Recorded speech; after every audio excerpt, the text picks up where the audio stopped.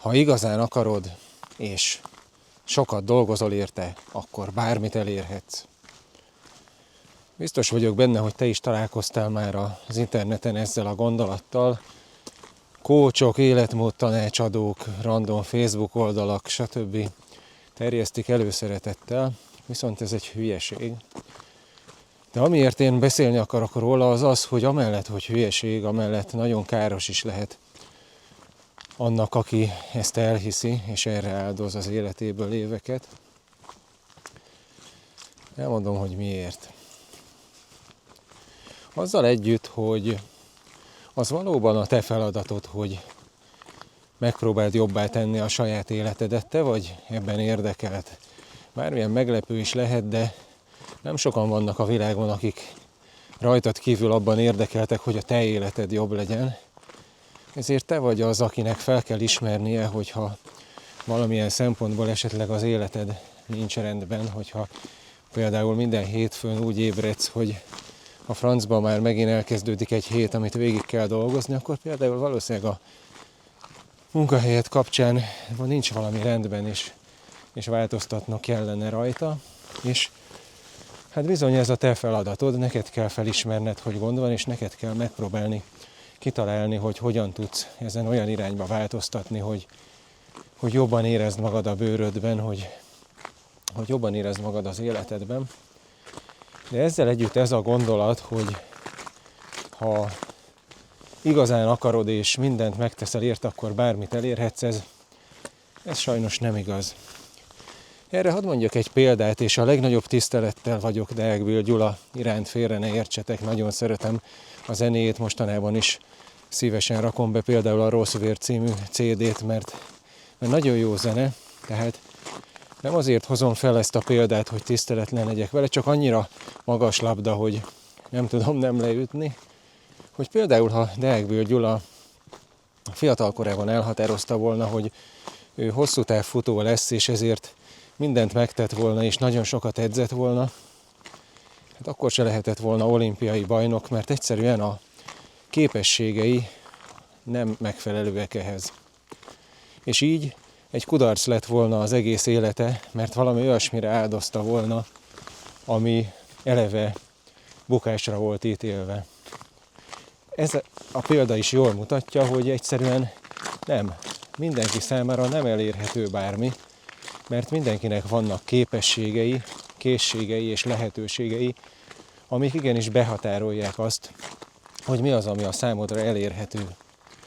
Viszont Deák Bill Gyula felismerte, hogy ő miben jó, hogy csodálatos énekhangja van, és erre fordította az életét, és úgy képzelem, hogy mivel egész életében azzal foglalkozhatott, amiben jó és amit szeret csinálni, ezért jól is érezte magát a bőrében, és azt érezte, hogy a helyén van az életében, és mert azzal foglalkozhat, amit szeret, és amiben jó. És ezt kell megtalálni mindenkinek. Nekem is volt olyan, hogy középiskolában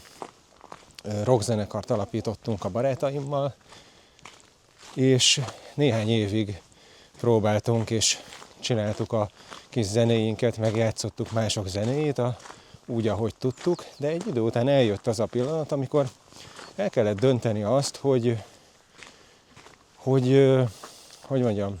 vagyunk-e annyira jók, vagy érdemes-e még annyit foglalkozni vele,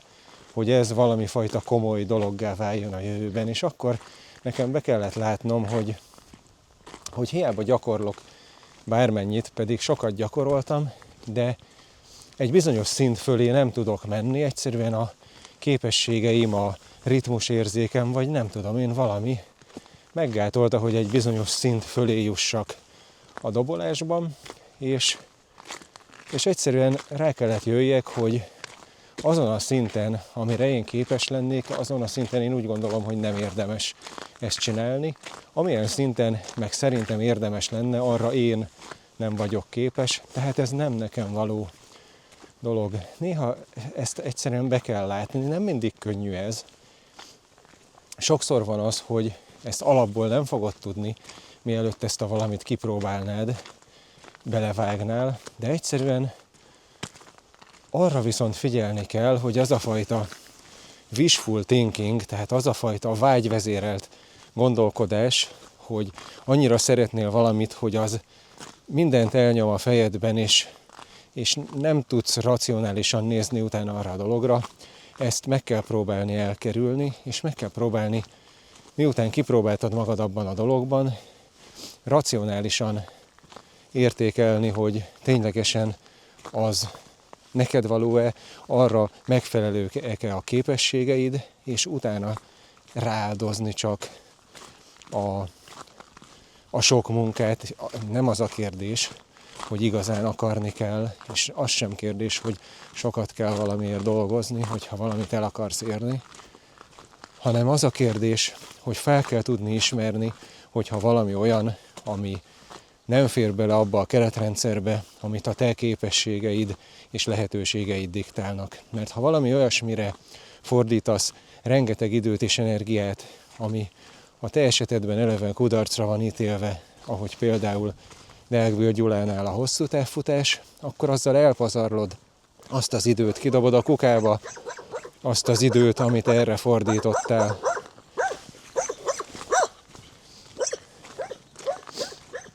Mert egyszerűen azzal együtt, hogy teljesen eredménytelen, nyilván az ilyenfajta hiába való próbálkozás sem lesz, hiszen valami fajta személyiség fejlődéshez vezethet. De hogyha közben ugyanezt az időt valami olyasmire fordíthatnád, ami ténylegesen neked való, akkor sokkal eredményesebb lenne az életed, az életminőség szempontjából. Szóval a lényeg az, hogy igen,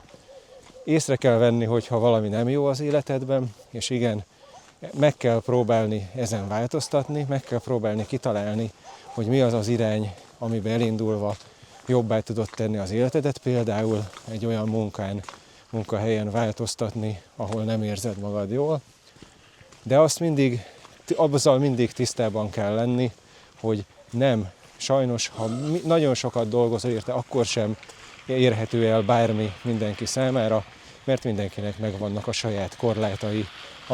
amivel érdemes tisztában lenni, és annak megfelelően kiválasztani azt, hogy mi az az irány, ami a te életedet